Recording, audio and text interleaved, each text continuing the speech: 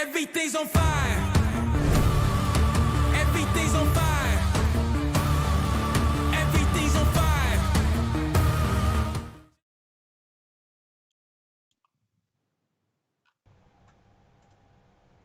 What's going on?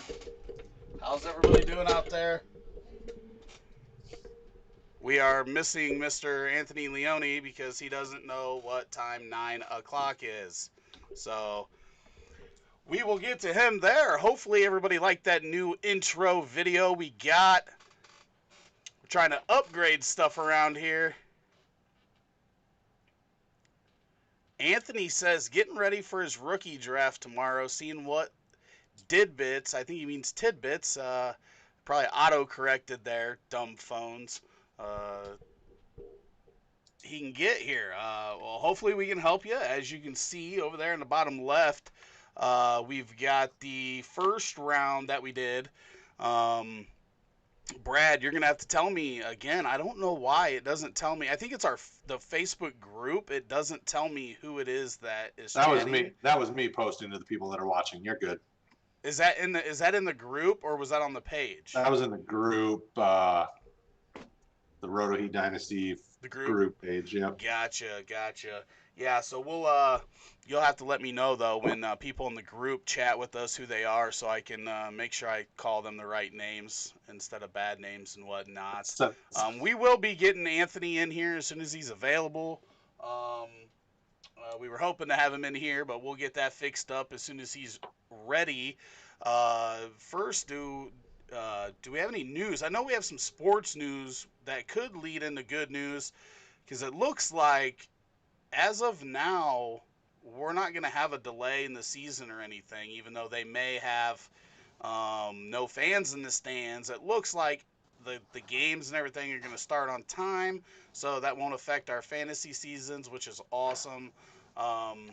Yep. Brad, if you're clicking around on stuff, your video keeps bouncing all over the place.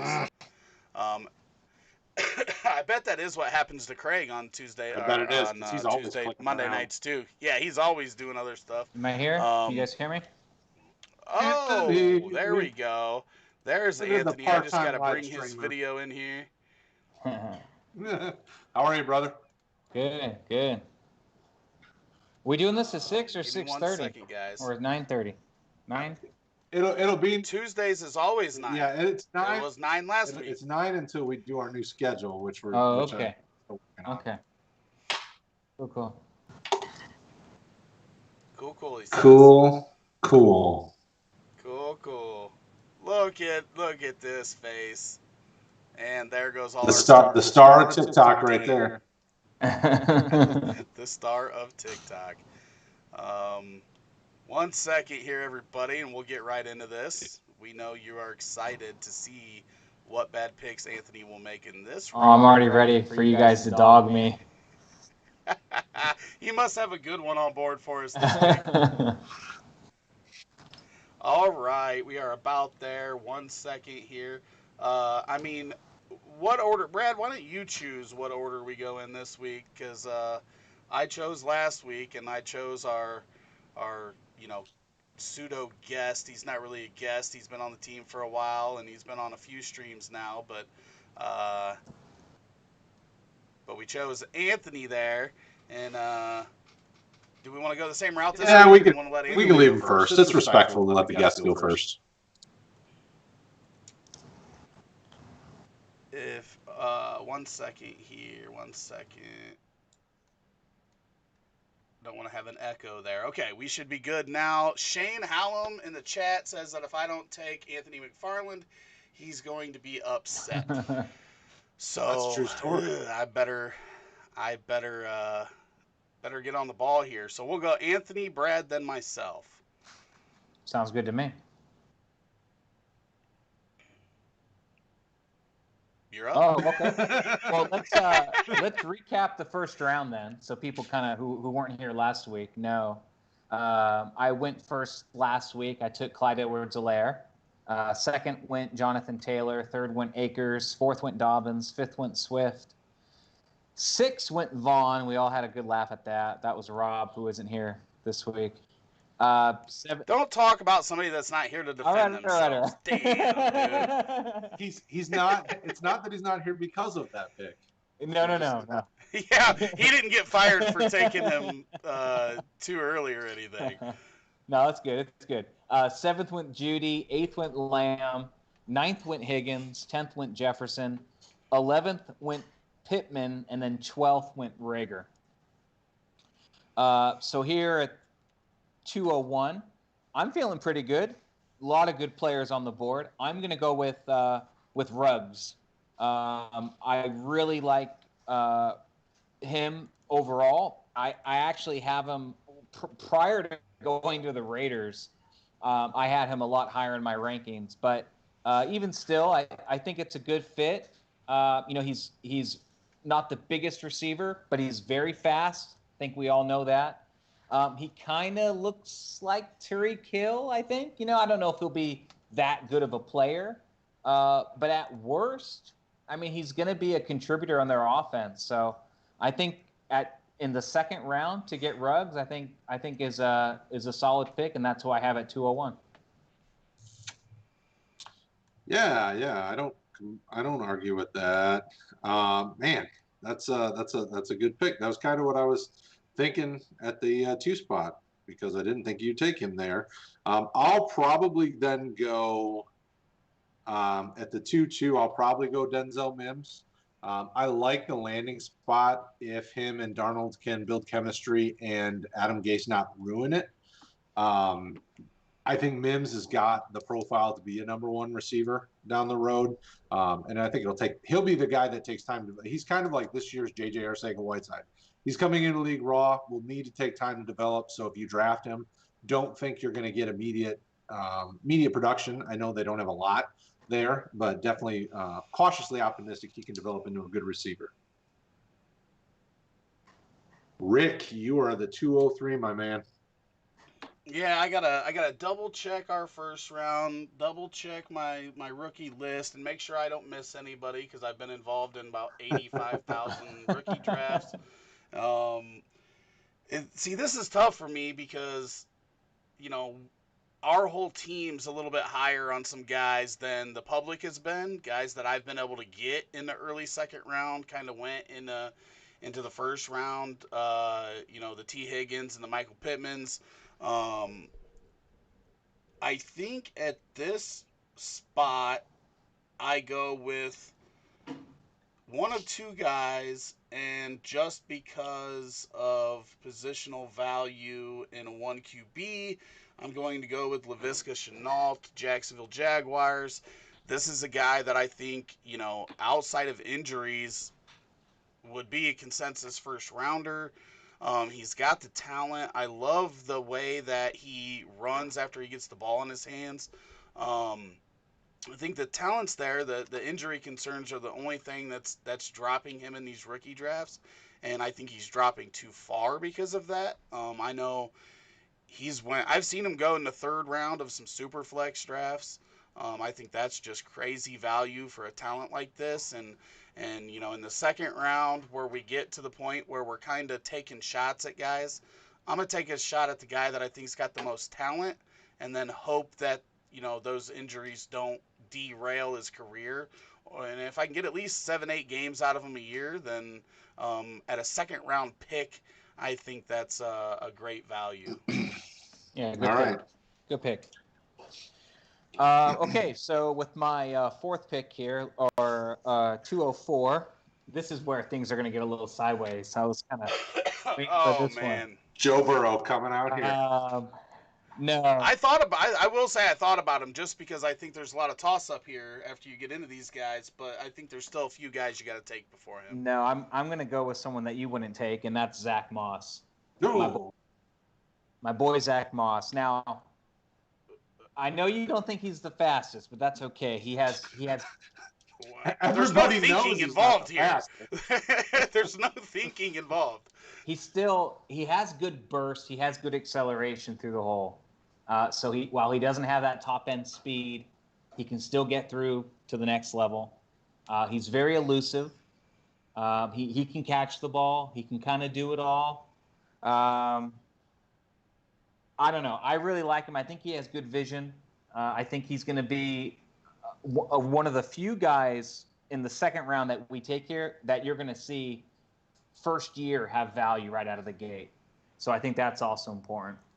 So How much value? Because he's the second best running back on his team currently. not necessarily. I mean, I wouldn't be surprised if by the end of the year he overtakes Singletary. I mean, I see them very similar.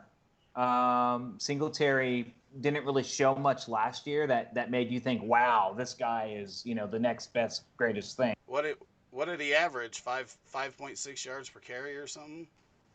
Well, you talking about Moss in college? He averaged that, Rick. No, I'm talking about Devin Singletary in the pros last year.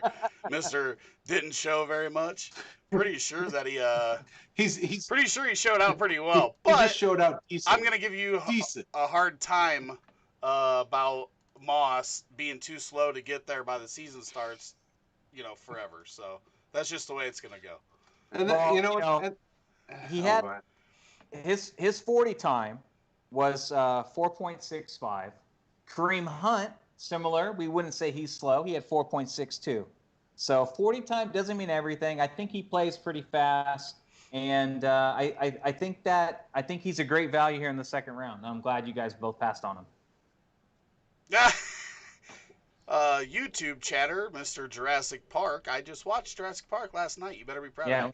Yeah, Craig. I'm representing as well. Look at that. Oh, look at that. Look at that. Look at that. All kinds of Jurassic Park. He says he moves as slow as moss grows. Yeah, and that's where the last name came from. And that's a tough thing. When you talk about bursts and some of those things and you throw in 40 times, you need to throw in the other things, 3-cone drills and some of that to really get a full profile. Moss is one of those guys that I think he kind of figures to be one of those dudes that is going to get some goal line stuff. He's going to get some of that where they're going between the tackles. Singletary can do all those things, but Singletary's size is always going to be the thing that people always go, okay, well, he's a little bit smaller. Moss is a thicker dude. I'm not a huge Moss guy. I mean, I would probably not draft him here. And I make a lot of jokes about him. I don't blame you for taking him here. Running back is a premium position in a 1 QB league. So running backs always go a little bit higher just because people always want to get in the next big thing, which is why I picked 17. I'm going to go with the real next big thing, Anthony McFarland. Wow. Because you just did that. You just did that because you wanted Shane to be mad at me. I did not, because I like McFarland just as much, if not more than you, I think, is what and what it comes down to is, at this spot, I thought about guys like Brandon Aiyuk, who had a first-round draft grade. People, they took him in the first round, but I'm not sold on him long-term. I like Debo as kind of their big receiver there. So then I start looking at, okay, do I want to take a quarterback? I'm just not a big taking a quarterback early second round. Like, I consider him back half of the second round. So, from the 6th spot on is where I kind of start to think about it. So I take the guy that I like a lot. I think McFarland has a very easy road to playing time with the fact that the guys in front of him all get hurt pretty regularly. McFarland showed well in his time in college. He's got all the different traits that you want from a big play running back. And, I'm just excited about him. I think he's going to do well. He may not be the best running back production-wise this year because they do have stuff in front of him in Pittsburgh, but I think he could. And that, for me, I'm willing to take that chance kind of early, mid-second round, especially in a 1 QB league where running back always, any of the leagues I've been in, running back always seems to go pretty quickly. Yeah, I mean, this part of the draft, I think, is the hardest part. I think everything, like, early is pretty easy because even if you, no matter who you take, you feel pretty comfortable about. And then, like, part of the second round, it's like there's a lot of guys that have a lot of high upside and then a really low floor. Right. And you're kind of just trying to pick which one is going to have the value and whatnot. Because there's still quite a few receivers that I like. And I could see taking Burrow anywhere from 204 to 208 on the earlier side, just because of upside. But I think the guy that's got to go before these two, I spelled Anthony wrong up there. Anyton Um, McFarland. Anyton McFarland. That's what the chat was saying. That should be Zach Moss's name. Anyton. I have a lot going on. I'm producer, host, You got my drafter, at Proto Heat for TikTok watching chat. I love Anthony McFarland, but I think that those two guys going before A.J. Dillon is a little bit of a stretch. So you like Derrick Henry 2.0 more than the two that went ahead of him. Is that what you're saying? Well, once again, I still think that we don't know whether he can catch or not because they just didn't utilize him that much. He could be a guy that could get you to those, 35, 40 reception. I'm not saying he's going to be your 60 to 80 reception guy, but I don't know that it's that bad because we just didn't see a lot of opportunity on film, but he seemed to execute when given the opportunity. So is it a Leonard Fournette situation where we were kind of going, can he catch? Can he not catch? A lot of people were torn on it, but we didn't really see it a lot at LSU. CEH is really the first guy that we've seen get utilized a lot at LSU in the backfield. Mm-hmm. So I don't know if that's the case with Dillon, but, apparently Green Bay Packers have a plan, and they took him in the second round. So while he may not have a lot of value this year, I think that in the middle of the second round, being able to get a guy that could be the guy a year from now is solid value. And if people were taking Derrick Henry in the second round his rookie year, like I would have been okay with that. That's quite different than first round value, which I mean it's worked out for them with the way he's went the last couple of years, but I don't love it. Yeah, I mean, I think that's the important thing is, we're in the second round here. So we just went with Moss, McFarland, and Dillon, and it's almost like, second round, we're all trying to get, the next running back who's going to, increase in value in the following year. So, I mean, I don't have any issue with those picks at all. Like Brad said earlier, one QB leagues, running backs are at a premium. It's a premium position. So I don't disagree with any of these picks. Although I do think they're in the order in which I would take them. So that's cool. But I don't hate the pick. Cool.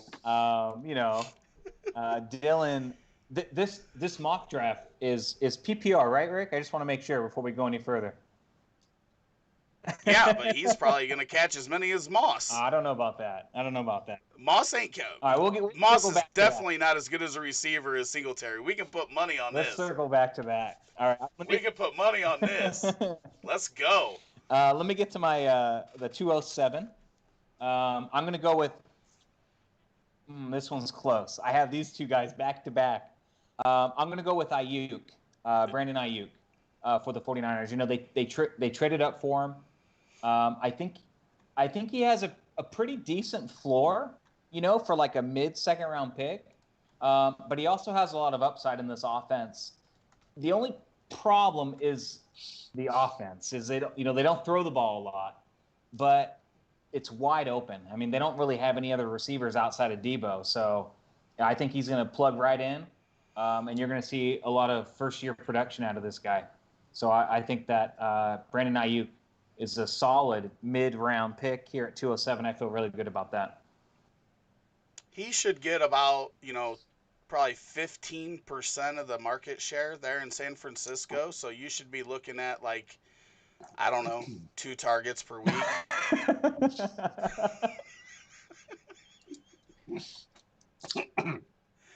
What was it? A year or two ago? Trubisky had more interceptions than completions in one game.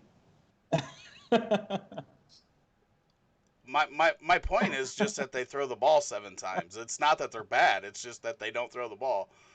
I think the kid's got talent. It's just in a San Francisco offense that is run first, and not just run first, but run heavy. Right. No, I understand. I mean, it's kind of the same as Tennessee, though. Tennessee threw the ball 8 times in one of the games, and it's just the way those offenses work. So it's tough saying that anybody in that offense in the passing game is going to get enough work. The one benefit that we have with Debo is that they'll hand the ball off to him a couple times a game, also. Right.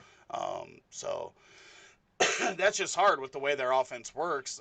Obviously, we've seen Shanahan have high-powered passing games too, but I don't know that that's their plan right now.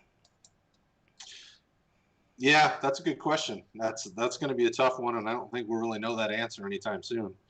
I think I think as we move kind of later in the second round, this is the perfect spot for a guy like Joe Burrow. So I'll just take him and do it. I haven't drafted him. Oh yeah, sorry. Oh, no, I agree with what what Shane said in the chat, that 207 is good value for him for sure. I'm not saying that's a bad pick at all, because he was in consideration for me at my last pick. It's just that's my worry. That's my biggest worry with him right now is just that I don't know what type of volume that whole 49ers offense is going to be. It's going to be hard to determine that, and and that could be more of a long-term play. Maybe you have to sit on them as this team kind of continues to develop their identity. I don't necessarily know that Jimmy Garoppolo is going to be able to be a high-volume quarterback anyway, long-term.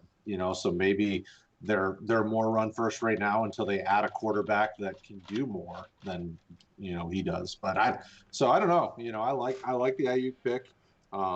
And like I was saying, I'd take Burrow after that, because now you're at the spot where those high-end quarterbacks certainly can go. So at the 208, I would take Burrow, and I don't have to speak on it. Although I will say I listen to all sorts of pods, but there was a pod that somebody broke down the LSU team from last year, and just the numbers and the percentages and how ridiculously amazing that entire offense was last year. Was quite overwhelming once you started looking at the numbers about how good each player was, even just in a 1-year time frame, but based on what their previous production was, because some of those guys, from a debut perspective, weren't even on people's radars, and last year everybody blew up. So I think Burrow will go well in Cincy with all those weapons. Oh, absolutely. I think that's definitely a fine pick. I just gonna go over a couple things in the chat so far. We had one guy say Aiyuk over Shenault. Talent-wise, definitely not. But if you're that worried about Shenault's injuries, then I can understand that. But Shenault's probably and Shane is the biggest scout out of all of us in the chat there. I would say Shenault is probably at least the third or fourth most talented receiver in this class. Let's see. He said Aiyuk won't last that long in your real draft. I've had about 12 drafts so far, and he's lasted into the mid-second in most of them. So he's right in that area in real drafts that I've done. We also have people over on Facebook wanting to know about our Flex Fit hats, so gotta get on that again. I will be putting in another order, but I will be posting. I'm going to take those orders a little different than I did the last time. So yes, I'm going to be doing that, because all we have are snapbacks on the website. So I have to special order these. Shane says the tough part with mock drafts is where to take QBs. They are so roster dependent on where they will go. I think Joe Burrow becomes a stud in 208 is fair. Seen him go higher or lower. I've seen him go in the first round. I know that other sites have him mocked as it was either the 12th overall or 13th overall in 1 QB, which is getting high for me with a lot of the guys that we've got in this class.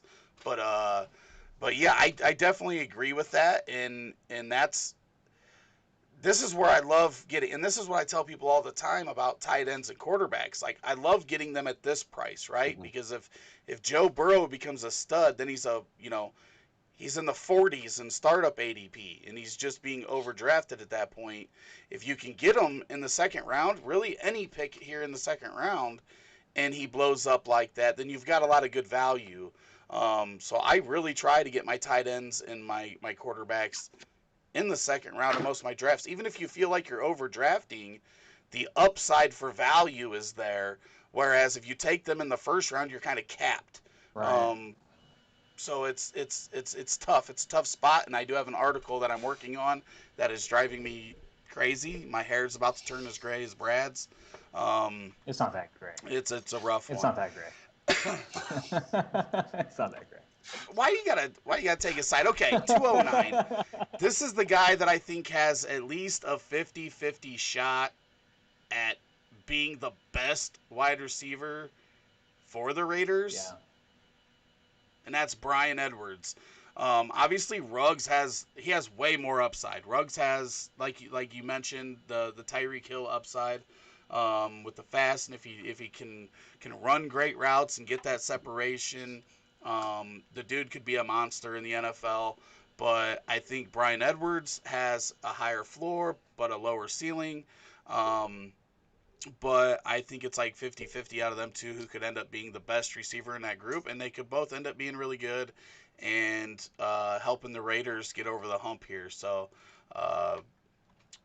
Mr. Edwards is my pick. Yeah, good pick, Rick. That's who I was debating between when I went with Aiyuk. So I dig that. Okay, so Aiyuk, Burrow, Edwards. I don't know if you guys are going to agree with this or not, but I'm going to take a stab here at Van Jefferson. I think he has a lot of upside, and like we talked about with Dillon and McFarland. He may not have a role right out of the gate here. He's kind of going to be competing with Josh Reynolds, so I'm not sure year one he's gonna make a big impact. But I think that there's so much upside here, and I mean I love the offense with Sean McVay and everything that they put together. So that's my pick, Van Jefferson at 209. I like it. I think it's a good pick because Van Jefferson could easily, as good as a route runner as he is, he could easily, move into a starting role sooner rather than later in that offense, especially, with all the targets that left when Cooks moved on and the fact that Josh Reynolds, he wasn't good enough to overtake any of the guys that were ahead of him before. So I don't hate the pick. I like it. I think it's a good spot, because now when you're in the back half of the second round, you're picking the guys that you really like that could be upsides, so that's a perfect pick. I'm going to go with a guy that I like that has not been going at the back half of the second, but has gone early third in all the drafts that I've done that are one QB, and that's Josh Kelly from the Chargers. He's a guy that when we talked to David. Close your mouth. You close your dirty mouth, Rick. When we had David Wilsey on, and he rolled out his metrics. Josh Kelly was one of those outliers that really stood out as kind of a metric marvel type guy. But in Los Angeles, they need that big power back. Justin Jackson is kind of bigger, but he's not really a power back. Austin Eckler obviously is really good at receiving, and he gets you all those PPR touches. Not the greatest between the tackles guy. Josh Kelly is. He's really good at it. He did it with a brutal UCLA offensive line. So Josh Kelly, I think, is a good spot for him. I know I've seen him mostly go kind of early third round, like 3-1, 3-2, 3-3. But I'm okay taking him at 2-11. Not a big deal for me to get my guy. Oh man, now I don't know what to do because you guys left guys on the board that should be going here. If they should have been, we would have taken them. I agree. I like that pick.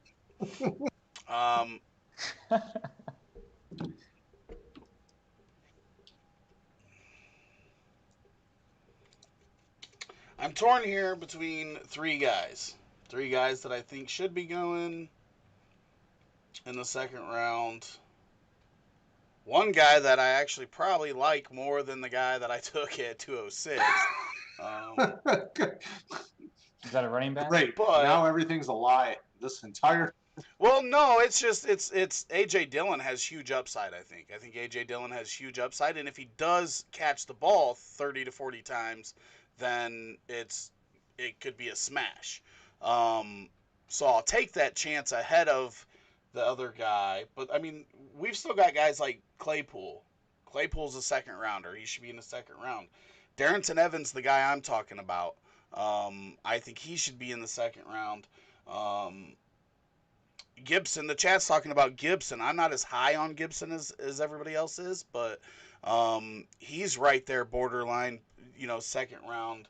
Um, Yeah, I have those three on my possible list as well. Prior to doing this, and then Cole I also Kmet was another guy. I added Cole Kmet. Those are the four guys on my board that I thought could possibly go in the second round. yeah, this draft, as much as I like Cole Kmet, I can't take a tight end in the top 24 picks in this draft. Like I've tried to talk myself into it in a couple drafts, but unless it's a tight end premium, Right, of course. I got him in a lot of seconds and tight end premium, but um, I just think you're giving up too much upside. I mean, look at these guys we're still talking about.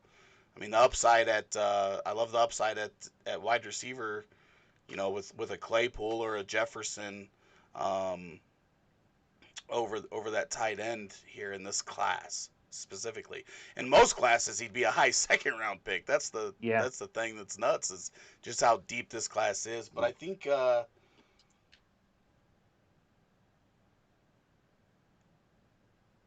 I think I go with my boy Darrynton Evans here. This is a guy that I've picked up in most of my drafts. Like, he's been a target of mine. I think that people they're sleeping on him. They're saying that he can only be a third down back and catching the ball. And I mean, this guy's got the size of some other guys that are, three down backs, and we don't know where Derrick Henry's going to be a year from now. If that, spot, I think he could have immediate value, taking over that Dion Lewis role that Dion Lewis was not good in. They want that pass catcher in that offense, and we know that it's not Derrick Henry, because I don't know that he's ever had more than 20 receptions in a season. So Evans could get those receptions early, and then I think he could be a guy that maybe isn't a 300 carry guy, but there's no reason this dude couldn't get 200 carries, 60 to 70 receptions per season, sharing the backfield with somebody in the future. So again, at the back end of that second round, I like him. I like him there. And like Shane says, Henry isn't going anywhere, though. They will sign him again, parentheses, stupidly.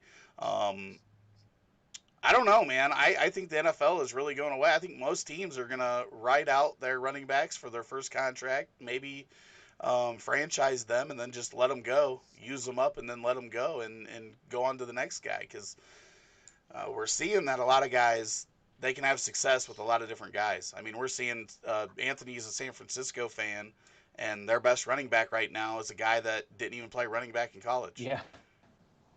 He was a wide receiver in college, and then was a special teamer in the NFL for 5 years before he got a shot running the ball. So Yeah, he was a preseason superstar, actually. Every preseason he'd go do off. what? Every preseason Right? roster would go off, and then they would never use him in the regular season.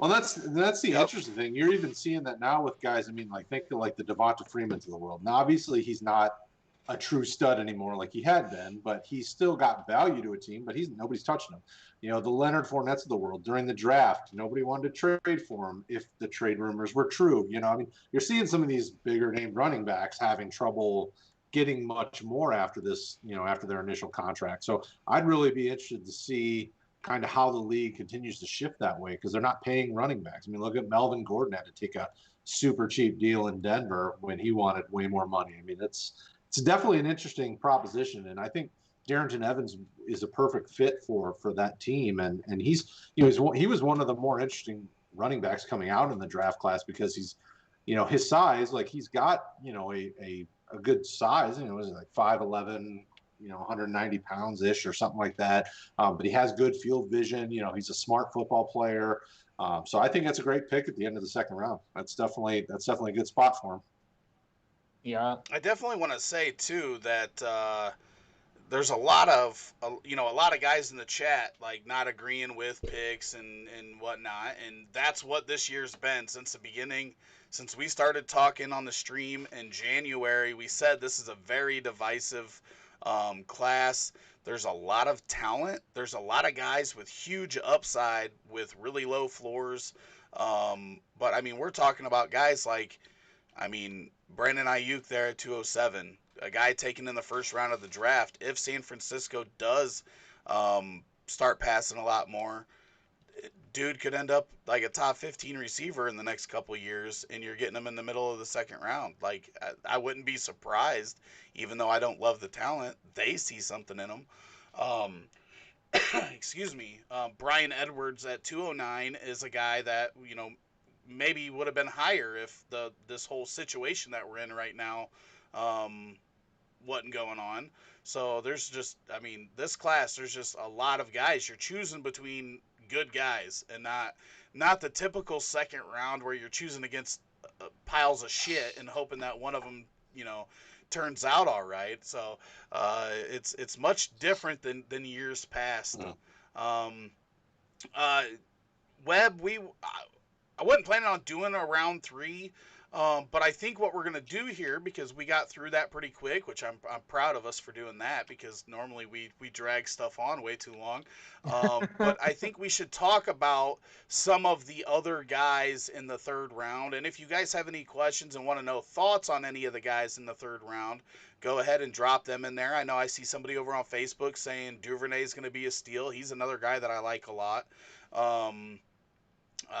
Somebody asked, how many touches do you think Kelly gets year 1 behind Eckler? And I do want to just say that I don't think he's necessarily behind Eckler. I don't think anybody's behind Eckler, because I don't think Eckler's ever going to get 250 carries. But anyways, Brad, you're the Kelly guy. I don't really like the talent. What are you thinking? So I was just pulling up stats and trying to put this together. So last year, for comparison, Melvin Gordon had 162 rushing attempts. Justin Jackson had 29. Eckler had 132. Now, obviously, of those 162 that Gordon got, they're not all going to go to one player. Jackson will get a little bit. Kelly will get a little bit. Because of the type of running game they deploy, Eckler's probably still going to be in the 100 to 125 attempts range. But I could easily see more of a split, where Justin Jackson's getting like 80 and Kelly gets 80. But with Kelly, he can also do a little bit of receiving out of the backfield, so he'll get some targets too, where Justin Jackson has shown that he could be, but they just don't seem to be using him that way. So I would guess he's probably in the 80 to 100 rushing attempts in his rookie season, unless injuries happen. Justin Jackson's had a few injuries, so there could be more attempts to go around, but ultimately there's 190-ish rushing attempts to split between two guys potentially. So if they run a similar offense there, then we know that they can supply us multiple valuable running backs. Yep. So the big deal is can he just take Jackson's job and push Jackson out of the way and take all those touches, and if he does, then he could have some value. I'm not confident in that myself. Brad is. So Anthony, where are you at on Joshua Kelly to break the tie? Well, I don't love him in the second round. He's thinking right now, he's like, Rick gives me so much shit about Moss that I better take Brad's side. No, I don't really like Kelly in the second round because this was so late in the second round. I get it. It's fine. I don't have an issue with it. In fact, it's not my least favorite pick that we had, to be honest. But I think Kelly is kind of like what you said with Dillon, whereas first year you shouldn't really expect too much, and I think if you're going to gamble on the upside for a running back like Kelly, like Dillon, you have to look past this first year. One second. I wouldn't get your hopes up. 1 second. Sorry. Shane's getting ready to leave. And I just want to say, Shane, I'm very angry at you for getting Brad into that, because now he's so entrenched in that draft that we can't get him to do anything else. The fact that he comes on the stream Monday and Tuesday is a miracle. And I blame you, Shane. Yeah, it's crazy, because every time you say, "Oh, I tried to get something done, but then I had to study middle schoolers for Shane's draft," and I'm like, "Dude, that's creepy." Brad's don't say even that out asking loud. for my son's tape. He wants to see my kid playing. It's my 7-year-old son. Dude, Gotta see that come 3-cone on, drill. man. Gotta see that 3-cone drill. We need to know we're working with people. I had to show him how to throw a frisbee today, so he's not going to be a quarterback. No. Yeah, sorry to interrupt you, but Shane said he was leaving, and I had to let him know how upset I was that he got Brad involved in that, because now Brad's worthless to Roto Heat. Oh! Hi-oh. No, I mean, I just think for Kelly and Dillon, like, you have to just look past this first year. I don't think you should expect a lot of production this year, but I don't mind the pick at the end of the second round at all. Yeah, I mean, I think that up really about all the running backs in this second round. Like, I don't know that any of them is going to get a big enough job to be that you're comfortable starting them week to week.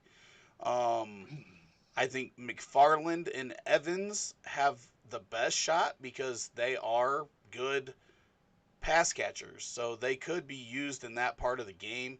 But I think that, Moss has Singletary, and whether you like Singletary or not, the dude performed last year. Whether you like A.J. Dillon or not, they took him real high, and in the future might be good, but, I mean, who's taken Aaron Jones carries away? That dude's only performed since he came into the NFL with whatever touches he's got. Right. But Green Bay, who the hell knows what they're doing right now? I have no idea. They're planning for 2023, and we're still here in 2020. So, but then Joshua Kelly, like, what's going to happen for the Chargers? I think he's got a good shot at carries. He might have the best shot at carries out of all of the guys, because Justin Jackson's really the one holding him from carries in that offense, because Austin Eckler's got a cap on his. Like, there's no way they're giving him all the carries. So yeah, that's just the thing with the running backs. You might have to wait a year, but with a lot of these teams not re-signing people and injuries would open it up for sure. Okay, so some other questions that we had here. There's some on Facebook as well. Well, I see them all. Okay. I just don't know who asks them. Okay. Well, you let me know when you want me to drop a couple. I've got some. Well, Jai Webb really likes Aiyuk and Gibson for sure, so he's taken them in his drafts before 15 if one of them's there. And I'm not going to argue with you about that. There's other guys that I like more, but we're splitting a lot of hairs really in the second round, I think. I'm having my free agent draft as we speak. I went A-Rob over Gronk, Keenan Allen, and Robert Woods. Yes, all day. Keenan Allen's the only one there that I think you can have in the same category.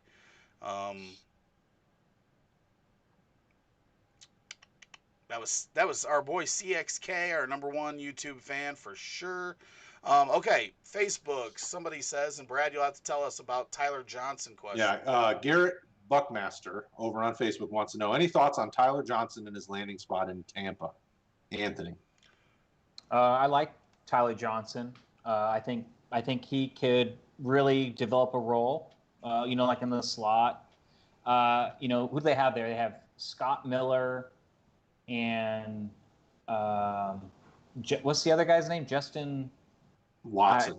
Justin Watson. Yeah. So I mean, I could totally see him competing taking away those reps in the starting. With Brady, Brady loves guys like that can just come in and take over the underneath the field. I don't want to compare him to like Edelman or anything like that, but I do like the landing spot, and I do think that Tyler Johnson would be a good third round target in your drafts for sure.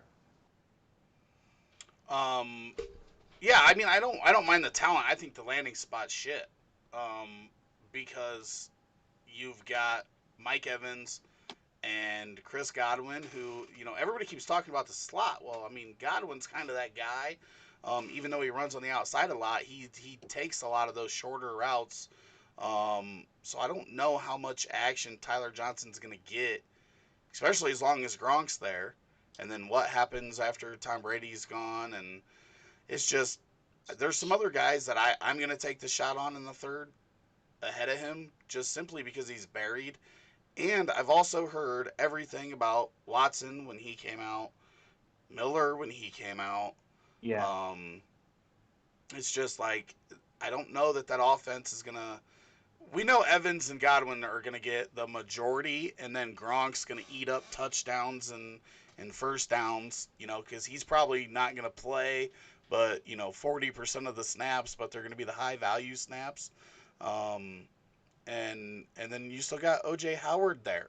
Like, what's going to happen with O.J. Howard and Brait? They got 3 tight ends that would start on most teams. So by the time you get down to these third and fourth receivers, you've got a lot of guys you got to go through. Mm-hmm. So that's my worry with Tyler Johnson. And it's not bad if you want to stash him with a third round pick. Like, you can definitely do that. But I still think there's some talent in this third round that you might get value out earlier. And if I can do that, I'm going to take those opportunities. And we'll talk about a couple of those guys here. Let's see.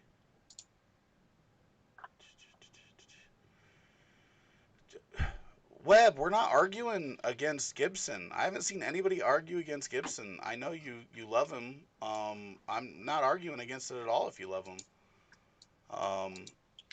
The football therapist says he was in a mock with one of us with Smitty. I'm not sure who Smitty is, but he said it was a good time drafting with you guys. If it was me, I'm sure we had a good time. So definitely. Somebody on Facebook said McFarland and Edwards only reaches I can see, otherwise good picks. Somebody else said Edwards wasn't a reach. He's going to be good. So I'm kind of vindicated there. I feel better. I don't even know who it is. That's got my back, but I appreciate it. I know who said I disagree. That's Brad for sure. Somebody said, where does Brad get his hair done? Tell everybody. Where do you get your hair done? I put it in there. Sport Clips. Sport Clips, he says. He gets his hair done at Sport Clips. If anybody works for Sport Clips, they can definitely be a sponsor of RotoHeat. Yeah, we got to start contacting some people for sure. Well, yeah, Bang Energy Drink and Sport Clips, right? Bang Energy. If you are watching the stream, this is the first stream I don't have one because I ran out. I ordered 6 cases last night. Oh, yeah. I'll have them in soon. Allergena, yep. Allergena. Yep. Allergena, Zone 3. We could use sponsorships. I've been pumping your stuff, and you sold out on Amazon, and I got my bottle in just in time. So, sponsors, we're ready. We're ready.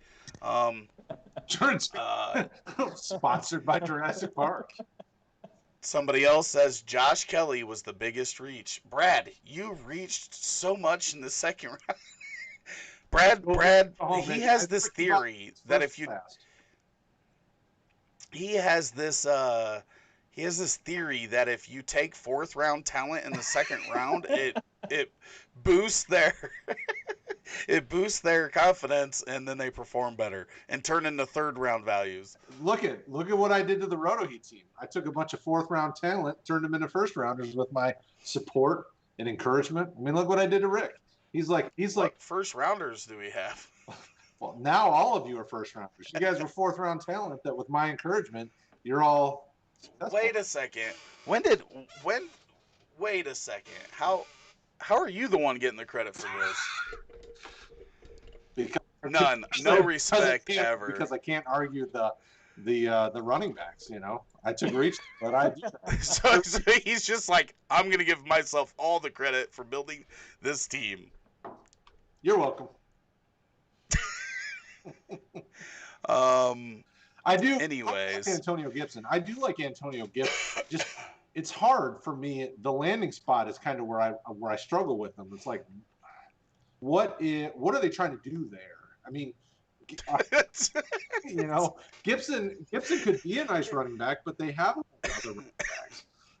Are they going to play him as more kind of like a slot type receiver or a running back that gets moved out to the It's all the position of where he landed where I'm like, yeah, I'll leave him in the third round and take a chance on him because I like the player, good size. I mean, was he 6 foot, 6'1", 220 something, good player all around. it's tough with these guys because we don't know, like him and Lynn Bowden, like we don't know how they're going to use them. Right. We know that they were drafted as wide receivers and then they got moved to running back. We don't know, is that a Cordarrelle Patterson running back? Right. Or is it a third down running back? Or is it somebody that's gonna get a lot of carries? Like a Ty Montgomery? Yeah, I mean, Ty Montgomery is a perfect example of a wide receiver moved to running back and then died. Yeah, but had a good half a season. Because they're not used to being hit like that many times and everything like that. Like we don't know how their body's gonna hold up with that. Right. Like there's a lot of question marks, and that's my thing. I don't mind, the upside's there. So like I said, I don't mind if anybody says, hey, I value him as a top 15 pick or a top 18 pick or whatever it is. But there are a lot of question marks. Somebody said you are the biggest reach. And I don't know if he was talking about me or Brad, but no, I just responded to Paul because Paul said Josh Kelly was the biggest reach, and I said you're the biggest reach. Oh, well, that's true. You're welcome. Yeah, I'm not saying that he, I'm definitely not saying he's not good, but there's like when I watch the film on all these guys, he's not top 15 for me. That's it. I could be wrong, but they also have 7 running backs in the backfield and 8 wide receivers in their wide receiver room. So, and when their players get hurt, they almost die every time. I mean, they have the worst medical staff in the history of sports. Yeah, and that's a tough thing, we're lucky that Antonio Gandy Golden got COVID before he was a member of the Redskins, because they definitely would have killed him. It'd have been, the actual cause of death would have been Washington Redskins, but they would have marked it as COVID-19 for sure. You say that jokingly, but Golden is, it's true. Yeah, it's true. It's funny because it's true. Golden's another reason why I'm like, okay, so what do they do with Gibson? Just they've added a bunch of people, but it's like, I'll let those guys slide down the draft. If somebody wants to take them earlier, that's fine. But if they're in the third round, then that's when I start considering them. They have Terry McLaurin. They have Antonio Gandy Golden, who may be a better receiver than Gibson. The reason why Gibson's getting all this hype is because they moved him to running back. Darius Geis is way better running back than Gibson is. The only thing with him is staying healthy. Mm-hmm. We haven't seen Bryce Love on the field yet, but he could be as good or better of a pass-catching running back than him. Adrian Peterson's still there for the short term. There's a lot of questions. He doesn't go in there and automatically he's the best running back or receiver on that team. The intriguing part for me is that he could end up being one or the other. And who the hell knows what it ends up being. Right. But, the thing I know is that when we're talking about those, like Lynn Bowden, is the best pass-catching running back that the Raiders have. Jalen Richard When they moved him to running back. Yeah, Richard's Richard's still there, but Lynn Bowden is a better athlete, a better receiver. Right. Like, that dude does everything, Yeah. for one. But, like, he's the best receiving back on that team. Like, I like Bowden almost better than Gibson because I know that he's the best on their team, and I know that the Raiders don't try to kill their freaking players. Yeah, they just paid Richard for 2-year contract, but before the draft. Yeah, but it was probably like $2 million a year or something? No, it was a $7 million deal, I think, for 2 years or something. It was actually really? a lot of money. $3.5 million? It was actually more than I would have thought, but you don't know what they're going to do, and it's a good depth piece, and they have now Bowden, so I mean who knows what they're going to do. They have a pretty interesting offense going into next year now with all the guys they drafted, and a lot of it's just going to come down to Derek Carr.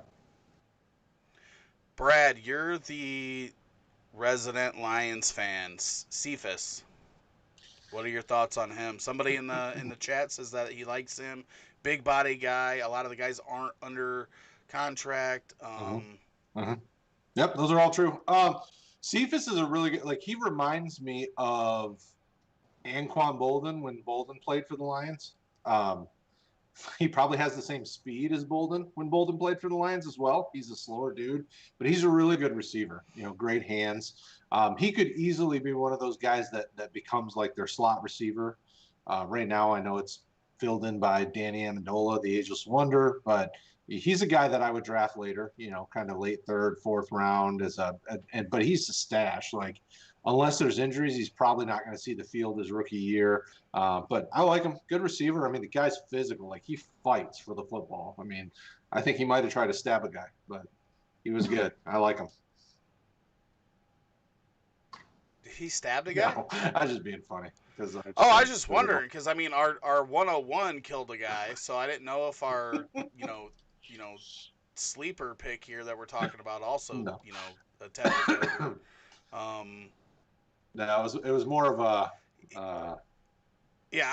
We have to move on from Gibson. We've talked about Gibson a lot. I understand you like him. I'm not arguing against him. So swoop him up there with your pick, and then come back a year from now or 2 years from now and be like, "Ha! I told you guys," because we love seeing success for everybody that watches and listens and is in our Facebook group. So I'm not rooting against you. No, Paul.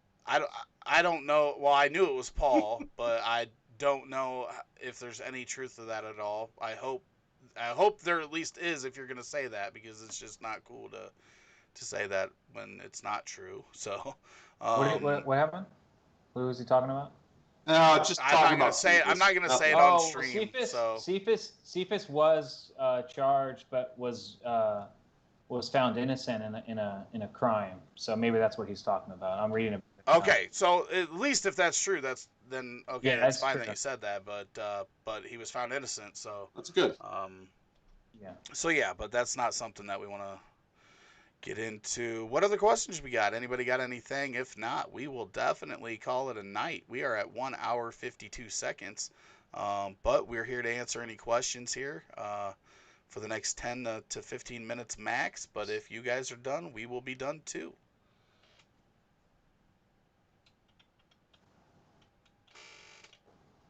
While we're waiting, we will show you guys our new intro for those that weren't here when we first got on. Everything's on fire. Everything's on fire. Everything's on fire.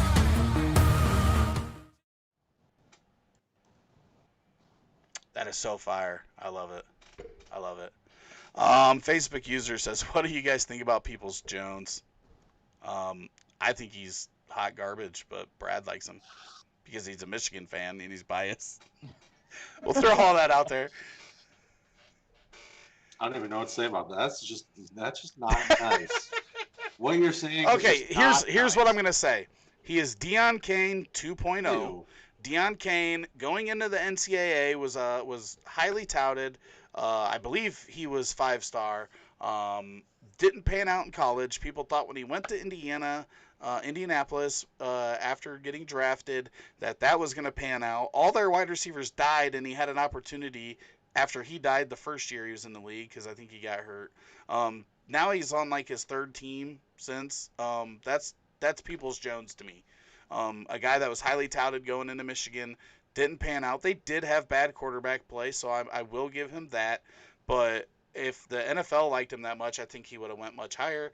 But that's my thoughts. Brad's going to have a different thought on him because he's seen him play way more than I have, to be 100% honest. Yeah. Well, you hit the nail on the head. I mean, that offense was just ridiculously brutal. I mean, they took, 5-star talents and wasted their college careers. The thing about Peoples-Jones is, I mean, he's, he doesn't blow you away with kind of his speed, but he's a good physical receiver with a good wingspan. He's got great hops. Obviously, you saw it at the combine. The tough thing for him is just the landing spot. Going to Cleveland, I mean, they got just a ton of talent ahead of him. The guy probably will need to. I mean, he's a guy that you're sitting on for years because who's he going to beat out for playing time? We got Odell, Jarvis. Years. I mean, I could easily see him being one of those guys that year 3 you start to think he might be something because now everybody else is aging out. I mean, Jarvis Landry's then at 30 at that point. Odell Beckham's at 30 at that point. People start thinking, ooh, well, who's the next guy up? Well, he's probably still on the team because of his rookie contract, but. I just don't know. I don't know how well they're going to develop him with so many other guys in front of him. Anthony, any thoughts on DPJ? No, I mean, he has upside, but I agree with everything you guys are saying. I mean, his floor is 6 feet in the ground. Yeah, but he does have upside. He does have upside. And so, The whole school open. He can climb out. Okay, I had another one here. Where'd it go? Webb asks, what are your thoughts on, and we're going to do this one at a time. So first we'll do Hamler. Stone hands, but high upside and the same type of floor, 6 feet under. He drops way too many passes. But he did, to be fair to him, he also, there's 3 guys that had just horrible, well, there's more than 3, but 3 guys that stick out with horrible quarterback play last year. Jalen Reagor at TCU, quarterback play was awful. Hamler at Penn State was awful, and Peoples-Jones there in Michigan was awful. So, to be fair there, but he did drop a lot of passes. I think he's another speed guy with high upside. Well, actually, the other guy that we're going to talk about here had bad quarterback play also, with Chase Claypool. But Hamler first. Anthony, what are your thoughts on Hamler? Yeah, he's also kind of buried too. So, I mean, I do think there's some speed and some upside there. I mean, all these guys kind of have upside, and if you look at it that way, I mean, you're drafting him in the 3rd round, so there's got to be some positives here. But I mean, he's fast. I don't know. I don't see it. I mean, I just think the landing spot's so brutal. I mean, you're gonna have to hold on to these guys for so long, like Donovan Peoples. Like, it's just you're just gonna sit them on the end of your bench for 3 years, and even if Hamler has a good game here and there, I mean, he's gonna be really inconsistent. I mean, he's gonna maybe get like a big touchdown here or there, and then next week he'll disappear. So, I mean, late 3rd, 4th round, sure, but I mean, I really wouldn't be targeting him, I don't think. Better in best ball leagues for sure. Yeah. If you're in any best ball leagues, definitely you can take a look there. Brad, what were your thoughts on him? I don't think he's good in any league. Same thing. Yeah, I'm about to say. He's so, the other downfall for him is his size. Like, the dude's like 5'9", 5'10", and like 70 pounds. I mean, he's just super little, and he's going to have to fight a lot in the NFL to even get playing time, and he isn't a natural pass catcher. It's just like, I'm good. Somebody else can have that one. Right. Okay, Claypool. Brad, why don't you start us off with Claypool? Chase Claypool. Well, if he stays at wide receiver, I like him a lot more than if he goes to tight end. I don't. You got to explain that one for me. Well, because I think he's a good receiver. Like, I don't want to see them try to make him learn how to be a better blocker. Like, just let him be a receiver. He's a really good receiver. He's not getting moved. He's not getting moved to tight end anyway. Everybody keeps bringing that up. That's like fantasy hopefuls that are like, oh, we'd finally have a good tight end in this class. No, I like him as a receiver. And they already have a good tight end. Yeah, the NFL doesn't view him as a tight end. Yeah, I think he's a really good receiver. You know, I wasn't really sold on Notre Dame's offense as a whole, so I don't really hold that against Claypool. I think Claypool's got the talent and he can develop into something. You know, I definitely am okay with him in the third round if that's what we're talking about, where you're drafting him at. I wouldn't take him in the second round. I know I reached, but I wouldn't reach for him there. Anthony? No, I mean, I think he's worthy of a late second round pick. You know, if you need a wide receiver, I agree with your thoughts on him. I think he'd be better as a wide receiver. I think he was drafted to be a wide receiver. People are kind of confused, like, well, why are the Steelers taking another wide receiver? You know, but they always take wide receivers. They always take wide receivers. My buddy Evan, we were joking and you know, before the draft, and I was saying, you know, I don't think the Steelers are going to take another wide receiver. You know, they already have Deontay Johnson and James Washington and Juju, and he's like, no, they will. Well, he's a big Steeler fan. He's like, we always take a wide receiver, and sure enough, you know, they take him. But you know, I do think, you know, they kind of need like that big-bodied touchdown machine for Roethlisberger, and I think that's why they want him. I mean, they want him to box out guys. You know, Roethlisberger can just throw it up there. He'll go get the ball. I mean, I do like him in that sense, but I don't think he's going to be like elite. And so when you're drafting him in the late second, third round, just understand, I mean, I think he has a higher floor than a lot of these guys, but I think the ceiling's a little bit lower, and there isn't as much upside there. See, I disagree. I think there's a lot of upside there because of the size-speed combo that he's got. And in, you know, like we said, you know, he's in that pool of players that had just terrible quarterback play. I think 43% of his passes were accurate to him. That makes it really tough. It's hard to tell what's going to happen in Pittsburgh because we've seen their quarterback play without Big Ben. Does he work in an offense where Duck Hodges or Mason Rudolph type quarterback is in there? With Big Ben, he could flourish, so hopefully we get 2-3 years out of Big Ben. And Claypool can build up that and show what he can do so that when another quarterback comes in, he's the guy. That's what my hope is for Claypool. I think he's got a very, very high ceiling. But again, very low floor. But I could see taking him. I think he's in the Bryan Edwards, Van Jefferson area. Brandon Aiyuk, I think, you know, I like if somebody would have taken him there, then I wouldn't argue with that. It's high just because of that upside. And we know one thing, right? The one thing that Pittsburgh does know how to do is draft wide receivers and draft good wide receivers. You know, people thought the same thing when they took Washington. Washington obviously didn't really get to showcase his skill set because of Big Ben being out last year, but had some good games and had some. I mean, his value shot up because people seen what his potential was. And then Deontay Johnson looked really good in his rookie year.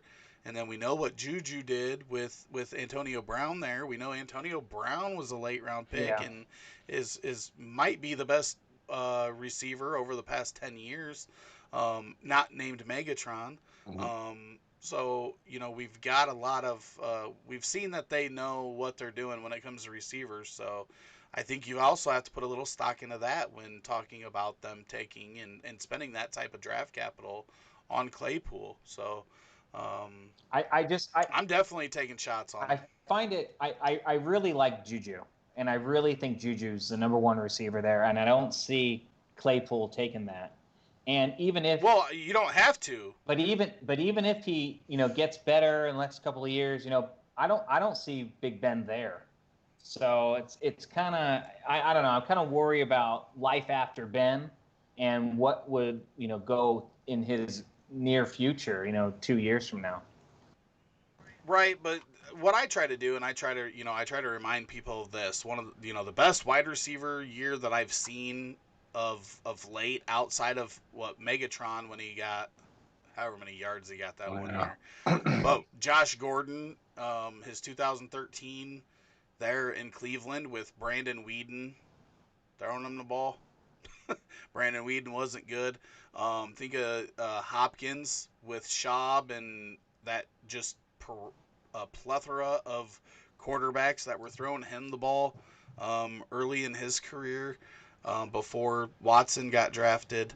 We could go on and on about, wide receivers with shitty quarterbacks. Sometimes it ends up working out because they're trailing, so they throw the ball so damn much. Yeah.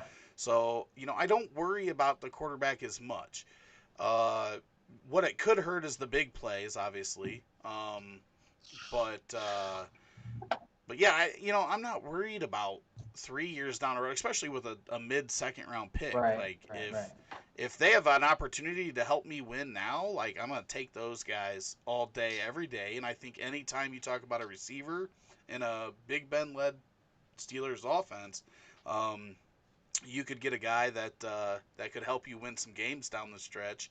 If he ends up being, like, all he's got to do, right, is take most of James Washington's work. Mm-hmm. And if he does that, he could have value with Big Ben at the helm. So, I've always liked James Washington, but apparently, like you said, this is a guy that's bigger, a guy that people thought had tight end size, but has blazing speed. Yeah, for his size, he is really fast. His size speed combo is just crazy. Right. But I think Pittsburgh is going to be in the market for. I'm surprised that they didn't bring in a Cam or Winston, and maybe they tried to, but it just didn't work. I do think that that's going to be something that they address here before too long. Also, but Pittsburgh, I mean, that's just an organization that wins, and they're going to find a way. They're going to get a quarterback. They're going to do what they need to do. Yeah, maybe they'll take when Rodgers. That time comes. Rodgers could be out of Green Bay, so who knows, right? Yeah. Let's see. Hey, guys, second year in my Dynasty League, but first time doing a rookie. How do you set up 4 rounds in an ESPN format? Danny, first thing you should do is look into, Sleeper or MFL to move your Dynasty League over there instead of doing it on ESPN. And if it's your guys' first year doing a rookie draft, make sure you do, I got to make sure I say this right, linear.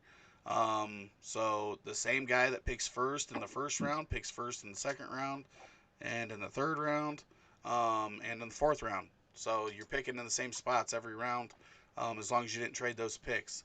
But make sure you do that. Don't do a snake for a rookie draft. So make sure you do that. Especially in a draft like this, you can't do a snake. Right. Yeah, that champion, if you do a snake in this draft, that champion wins out big time. Okay, so I think, and I've actually taken Tua in the late second round, so I think that's an option for people, especially Joe Burrow's going as early as 201, 202 in some of the drafts that I've done. So he's a guy that I think you can take shots on in the late second. And like I said, I would rather overdraft those quarterbacks and tight ends if I can, if I really like them, just because of the value gap that you have between the top guys at that position and rookie picks in these drafts. But you don't want to overdraft to the point where you're giving up, like Henry Ruggs has top 12 wide receiver upside, and you're not going to get that value out of Joe Burrow if Joe Burrow is even a top 6 quarterback. Like, you're just not going to get that because the difference between the rest of the quarterbacks just isn't big enough for him. So that's that's something that a lot of people forget is the upside that I'm giving up taking a quarterback over one of these guys is not only the quarterback and the gap between the rest of the quarterbacks not being very big, but also the upside of the players that I'm taking, that I'm passing on. You And know, to further that point, if I can add, the position scarcity. Most teams have a decent quarterback. If you look around your league in a 1 QB league, most teams have a quarterback. So even if you land him and he does really good, it's not like you can trade him because everyone else already has a quarterback anyway. So, that's when you want to get the guys with upside at other positions where you can then trade them if you already have an excess at that similar position. absolutely. Who else on this list did you see that you thought could be a guy in the second round? We've talked about Claypool. We've talked about Gibson. Um, Yeah, I mean, Anybody else? I know that you won't take him there, but Cole Kmet, I like as a back end of the second round guy just because he's a good tight end. And any draft class you look at, he would have been one of the top, 4 or 5 tight ends. He's got real talent, and he's the only one in this draft class that I can say for certain that I think will be a good fantasy football tight end. So I would be okay with him at the back end of the second, but like 210, 211, 212. Not really much higher than that though. Anthony, anybody else? Well, I do agree with Komet for sure. Beyond that, I mean, I think if you want to take a stab at P. Ryan, I know you guys. I don't think I'd take him in the second round because I like all these guys that we've talked about. But if I have to, P. Ryan's not even a third rounder. I disagree. I think he's a solid third round pick. Because I don't think that the Jets have much else at running back after Bell. So I mean, I think that if we're talking about PPR upside, I definitely see it in P. Ryan. Well, but I wouldn't consider him in the second round. That would be a third round. Here's the thing, though: you still got to have talent. Like to hold the job. I remember specifically, right? There was this year where Jeremy Langford, like his value shot through the roof, and as a Bears fan, I was going, people stop. Like this dude is not good. He's just the only back on the team. And 1 year later, he was not on a team and hasn't been on a team since. Yeah. And I'm like, opportunity's great, but you also have to hold the job. So if you're saying, okay, Bell goes down, he gets some work, I sell him and just totally take advantage of people's 2021 draft picks, then great. But if something would happen to Bell or Bell left after this year, like they're bringing in another running back. Like it's not going to be P. Ryan. That's my only thing. No. So when you say second, that's what throws me off. If you took him in the third, I'm not really going to argue with it because all the third round picks are like crazy. Devin Duvernay is my guy though. Like this dude's upside is, we've talked about it before. Harbaugh like jumped out of his chair when they drafted him. They're excited to have him. So I like Devin Duvernay a lot. Speed, I think he's like a running back when he gets the ball in his hands. But again, an offense that isn't going to throw a ton, but they will throw deep, and they will, run some. They'll run plays to get their guys open. But how much speed is on that team? It's freaking crazy. Like you got Hollywood and Duvernay on the outside. You got Lamar Jackson behind the line of scrimmage. You've got Dobbins. Isn't like 4.4 speed, 4.3 speed, but him and Justice he's Hill. quick. Yeah. Justice Hill and man, they've got a lot of speed on that. Mm-hmm. That's crazy. Mm-hmm. All right, well, it looks like the questions are out.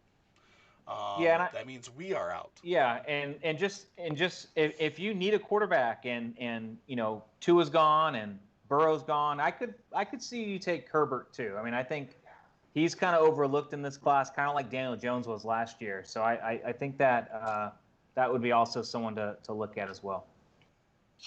I can't disagree. Don't forget, Make sure you hit the subscribe button and notification bell so you don't miss any more fantasy football content from the rotoheat.com team. Also, right there, playlist. Hit it. Watch the videos. Do it. You want to. Do it.